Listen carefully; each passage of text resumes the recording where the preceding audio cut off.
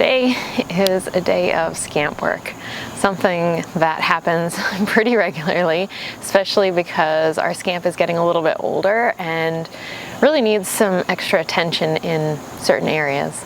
If you've been watching our videos lately, you know there are a couple things that have gone wrong in the last season.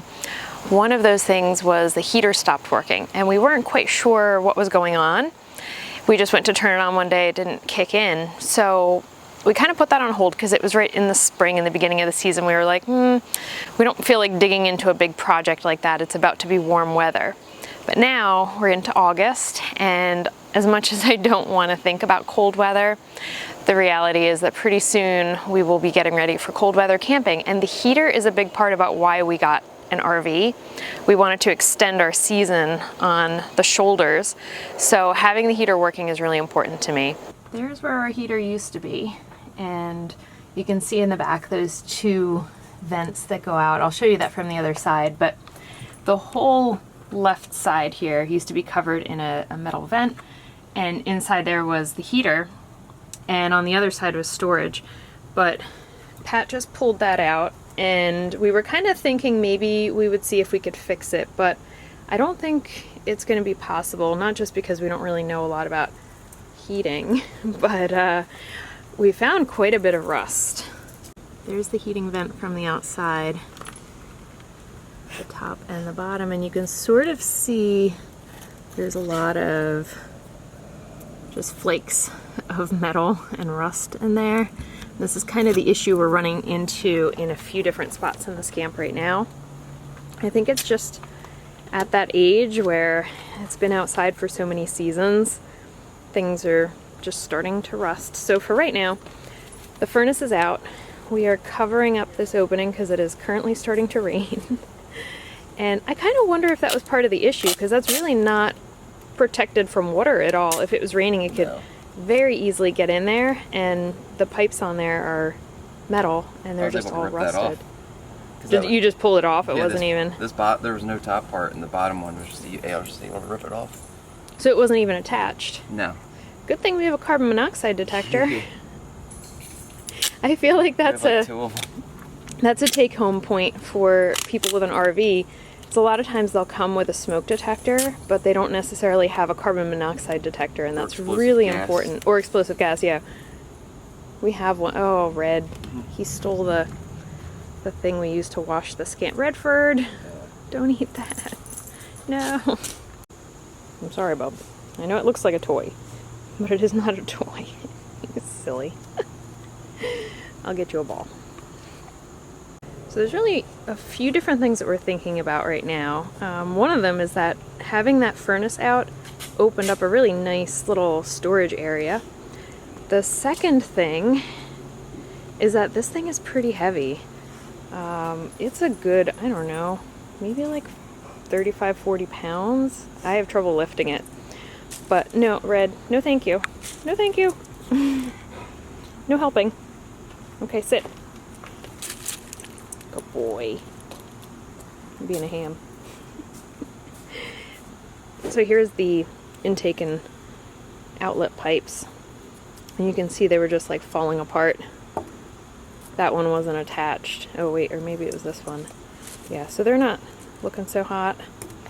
And then here's the back of the furnace. We could probably replace them somehow, but again, thinking about the storage and then thinking about the weight, I'm wondering, oh yeah, and the way that it impacts our electricity. Yeah. So in the winter, if we are dry camping and we don't have electric hookups, the fan from the furnace really does consume a decent amount of electricity, especially... That's probably our most. Is it really? It is our most, yeah. Those fans aren't that efficient. Yeah. And our main thing right now is to try to make the Scamp better at camping without hookups. I think last weekend was a big lesson for us. The campground was crazy. It was not relaxing. It was so loud. And I think that was a big lesson of like we want to get the Scamp better at camping without hookups. And to make it more simple. Simpler, keep simpler it simple. Systems, yeah. Less things to break. We're at Bald Eagle, that's when this thing didn't start to work, and that's when we needed it. So, and we didn't have sun too, even if it was working. So. we couldn't charge the battery because there was no sun for like days at a time and it was cold. So yeah, we're gonna try to see if we can figure out another option. There's the current state of the Scamp. So Patrick is going to the hardware store because we need to put something on this end of the propane line to close it off, or hopefully to create a quick connect so that whatever we end up using for a heater next, we can just use that same propane line, but that's going to take a little bit of figuring out. The other thing we're thinking about is we might take out this little partition here. It doesn't seem to add very much structural stability, and having this as just a wider, more open storage area would be awesome. And now I'm going to do some cleaning because there's a whole bunch of like flakes of rusted metal and all sorts of things. The other thing I thought was really interesting is there's no insulation here. If I turn off this light, you can actually see the outside light right through the side of the fiberglass there. So interesting. We might have to do something to just insulate that better. We'll kind of figure that out, but now I'm gonna spend some time cleaning this up and see if we can figure out what we're actually gonna do with it. The other thing that we just ordered from Scamp actually is a new propane tank holder, because this is getting rather rusted, and on our last trip we realized they are actually moving more than I like. The problem is that the bottom here has rusted pretty significantly, and you've had these pieces of metal that expanded and like flaked off. So underneath here a couple good chunks came out, and now it doesn't sit flush with the trailer. And I'm also seeing some rust on the trailer itself, which we're gonna have to paint with that weird gray paint that we did under here to protect it from rust, because the spots we did last season seem to be faring really well. It was kind of a pain to work with because it smells horrendous, but at least it works. So this is gonna get replaced, and then maybe a little later in the season we'll do some painting on the other exposed metal areas. But really, as the camper gets older, rust is becoming a bigger issue, just because metal outdoor year-round is really kind of rough. There's a small dividing wall here that you can see between the bed and the bottom of the dinette, right behind this seat. So this piece forms the back of my seat, and it's kind of where I put a bunch of the hooks that I use when I hang my stuff up. So I think of this as my closet area.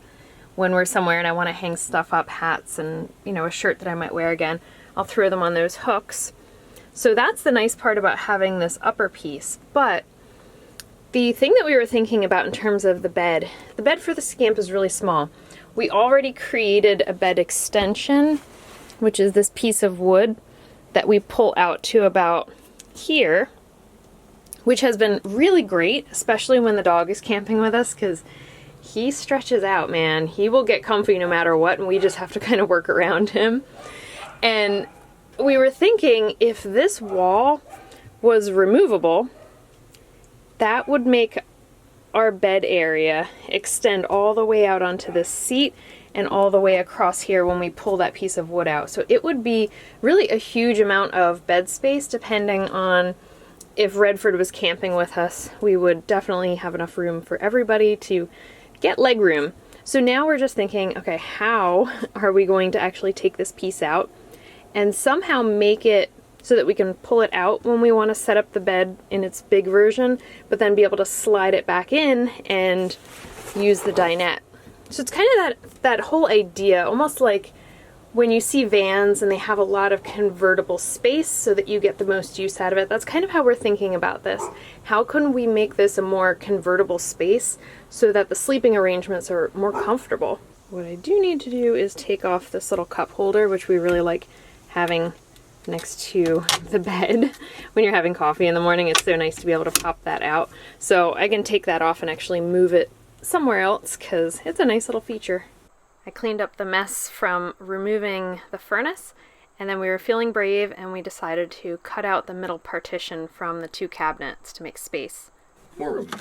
That is nice. Look how open that is. Mm-hmm. It is fiberglass though. I like it. Okay. Yeah. Okay. Huh, neat. Yeah, that works. More room. There is much more room, yeah. Now we're gonna have to figure out how to build a door and how to put a support underneath that propane line. But we did add, Patrick added, what is that thing called? I don't know. Oh. It has a shut off now, Yeah. which seems like an important safety thing. So we can actually turn it on and turn it off. Because otherwise, once he took the furnace out, if we turned the propane on, it was just coming out. So that was very necessary. And now we can just figure out what we're going to put in later. We have, we have time to figure it out. Patrick is wrestling with the heater, trying to get one of the components out that actually attaches to the propane hose so that we can figure out what we need to create the quick disconnect for the next heater, because that has proven to be more complicated than we expected. He took this over to his parents' house and cut the board a little bit shorter, so now I'm going to slide this back underneath the bed so it's ready to go. And we successfully cut out one piece of the fiberglass, so now we're trying to figure out what our plan is with this one, because I think it's really going to make a huge difference in terms of our comfort with the dog. And, we've talked about getting a second dog, and we just know the way that it is right now, it's crowded with one dog, so that's kind of a limiting factor. So if we do expand the bed space, there might be another dog in our future. I used a dry erase marker to start mapping out the area where we were thinking about cutting the wall. At this point, we have a pretty good idea of what we're thinking about doing to this wall. We're just not feeling brave enough to start cutting anything right now. We want to think about it a little bit longer and kind of figure out the long-term plan of how we're going to take it off and reattach it, and how the fiberglass is going to hold up to having a piece cut out of it. So we have some time to mull it over, and this guy is not going on the next trip, unfortunately. Right, Redford? He's tired. Next thing we needed to do was give the Scamp a good wash. Redford was in position to do his job as supervisor, and it was just starting to rain, which actually helped out the process of rinsing off the Scamp. This thing's dirty. Yeah, she did get dirty. Good thing we waxed it. You think the wax helped? Oh, absolutely. This would be a scrub job and It's coming off pretty easy. and everything else. Yeah, good. All that work in the spring paid off. Thanks to Andy's artisan detailing. Andy. The Scamp was looking really good after it got a good scrub and a wash, but the guys were definitely worn out from all of this Scamp work. So these are the components of the Quick Connect. I'm glad that I put this 1/2-inch valve on here with, don't forget your tape, your sealant tape. I tried to get it in there as much as I could, but that was as far as it's going to go. So that sealed pretty good, and I took soapy water to see if there was any leaks, bubbles, or anything like that. But this is part of the Quick Connect system, just like that. That's pretty much it. You just pull that back, that goes forward, and it's locked in. And then this end goes into your appliance, which for us is going to be an Olympus 3 wave heater. And that should do pretty good. I hear pretty good reviews on it, its safety, and the ability to heat this small space up. I'm so glad we don't have to worry about the thermostat or a battery or a fan that's hooked up to the battery that wastes a lot of energy from the battery. It's a radiant heater, and this is pretty much all you need. This section here I needed help on. I didn't know what I needed specifically for this 1/2-inch valve, but I went to propanegear.com, sent them pictures, an email, and they got back to me pretty much within a day, probably sooner, and told me everything I needed with an itemized list. So I just went on their website and ordered everything, and it showed up in a few days, and it was easy to install, self-explanatory for the most part. A couple of these sections in the Quick Connect I would have never figured out, a couple of the adapters that you need, but they helped me out, and it's in safely, and just waiting for the Wave 3 heater to come in. Yeah, I think it's gonna work well. Yeah. Especially once we have the heater, and we can just put a new door on that, and then we'll have options to, if we have electric, use the electric, or hook it up to the propane, whatever we need to do to keep the Scamp nice and cozy. Yeah. Okay, we switched out the holder for the propane, which if you remember last time, I just like pushed it and it would move. This thing's rock solid now, which is great. It was squeaking and it just wasn't safe. And if you remember, I showed you all the rust on the bottom here. So now this is all the new part. But we were expecting it to be an easy swap because we ordered it directly from Scamp. But it was a little more challenging than we expected. Yeah, I actually had to modify a few things because I guess the size of the Scamp, it's not uniform to other trailers. So I obviously took the propane bottles off and looked at the holder itself, and it doesn't go into the normal slots that a normal size trailer would use. So I had to drill into it, use a metal bit to puncture through it and be able to connect this to the trailer and line everything up perfectly. And then it's one of those things where if you change one thing, you have to change another thing. So now this center rod that they supply now is thicker than the last one, so that's cool. More safety, sturdier. But now this section that holds the regulator needed to be drilled out and figured out how to mount that again because I couldn't use the previous holes. So just one of those things. And then you have to make sure that you have plenty of clearance between the hoses. When you turn the jack down, It has to be pretty particular Yeah. placement so that everything works around everything else. So it was definitely more involved than we thought. We thought it was just going to be a quick swap, take the bolts out, put the new bolts in, but yeah. You know, though, like this is how we're learning about the camper. As things break or need to be replaced one at a time, we just kind of work on this, work on that, and by the end we're going to know the systems really well, hopefully. and it's safer now too. Yeah. I put redundancy in it, so. He put some extra pieces on there so it's like extra steady. Yeah, we just put the bungee cord on there. It was there before to try to hold it, but we just put it back on, you know, just in case, because we like to overdo things, if you haven't noticed. But yeah, it's much better, much quieter now, so good job.